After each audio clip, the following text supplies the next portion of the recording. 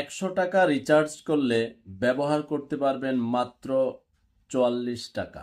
নাহিদ ভাই কোনো কিছু করতে পারেননি এখনো পর্যন্ত, মনে হয় না আর পারবে আর কি, সম্ভাবনা একেবারে অতীতকাল।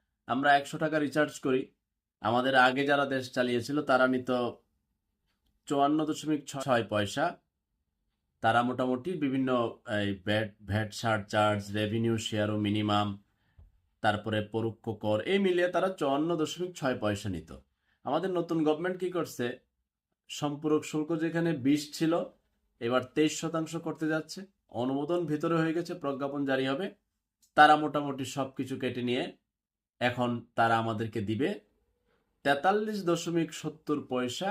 আমরা 100 টাকা রিচার্জ থেকে ব্যবহার করতে পারবো, বাকি সব টাকা নিয়ে যাবে তাদের বিভিন্ন ধরনের খরচাপাতি। কি কি খরচাপাতি?